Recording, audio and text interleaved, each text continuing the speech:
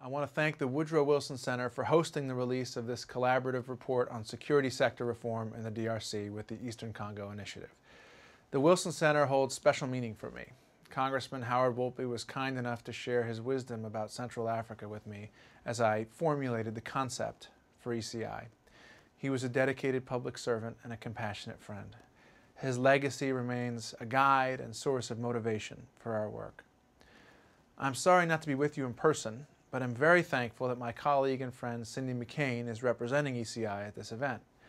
She has been a great friend to Congo and dedicates her time, energy, and smarts to the efforts to increase investments and awareness about the situation in DRC. So thank you, Cindy. The needs of Congo's people remain as great as ever. Despite nearly a decade since the end of the war and billions of dollars in aid spent, the DRC remains in last place in the current United Nations Human Development Index, 187th out of 187 countries, the same place it's held every year since 2005.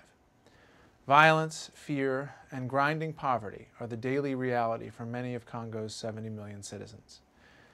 There are a number of reasons for Congo's slow progress: the lack of infrastructure, underinvestment, and corruption, and the trauma of war. Yet underpinning these challenges is the problem of chronic insecurity. Though reduced in number since the end of the war, armed groups continue to prey on Congolese families and their communities. Perhaps most troubling, they are not the sole violators of human rights. The police, judiciary, and most importantly, the military, are all too often perpetrators rather than protectors. As a result, people suffer, investors are put off, the unemployed turn to militias to secure a living, and the cycle of violence continues. And yet, the Congolese remain hopeful. They know their country has extraordinary potential. Insecurity is not a new challenge.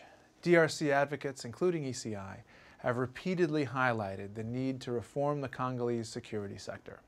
Multiple attempts at reform have been made by nearly every major international actor. Yet despite some isolated success stories, wholesale reform has failed. But let's be clear, progress is possible. Past attempts at military reform have failed mainly due to the lack of political will from sectors of the Congolese government and the shortfalls of the international community in encouraging the development of that political will. Both of these can change. With a new government taking shape in the DRC, the Congolese government and the international community have a new chance to work together toward real military reform. The recent elections give the Congolese government a fresh opportunity to rebuild its war-torn country.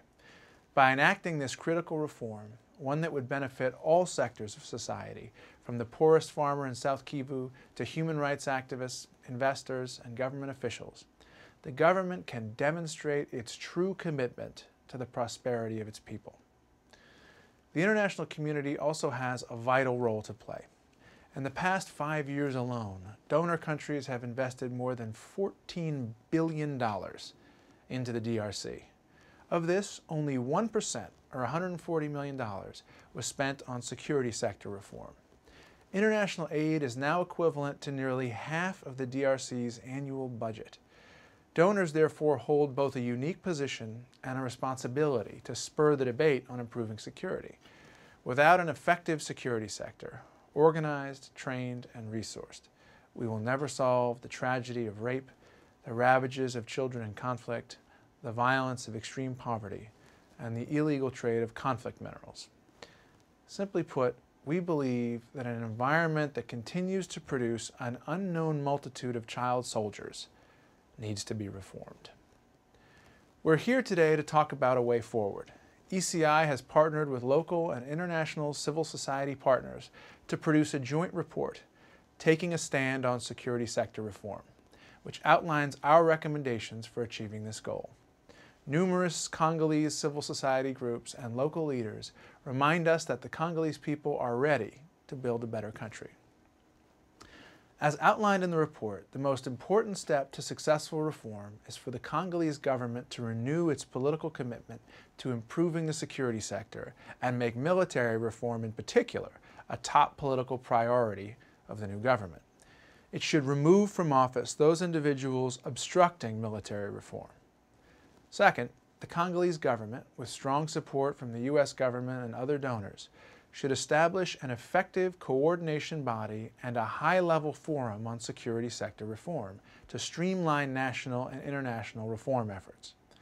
Lastly, the U.S. government and international donors should develop clear benchmarks for progress. Such an improvement in the military's human rights record and an implementation of a military reform plan would go a long way towards solving the problems that have plagued DRC. The central aim of all these recommendations is to develop the necessary political context in which efforts for reform can succeed. With the right political will in Kinshasa, endemic corruption can be tackled, salaries paid, and the worst abusers removed. Once the right conditions are in place, the long-term and large-scale work of reducing the size while increasing the effectiveness of the police and military can begin in earnest. I have been honored to work with Congolese leaders who are making progress in the face of remarkable odds. Together, this is a problem we can solve. However, our window of opportunity will not wait for us to act. Our continued failure or inaction will only reap catastrophic consequences. For Congo's people and for the region, we must stop the unnecessary destruction of lives and hope. I thank you all for your commitment to building a better future in Congo.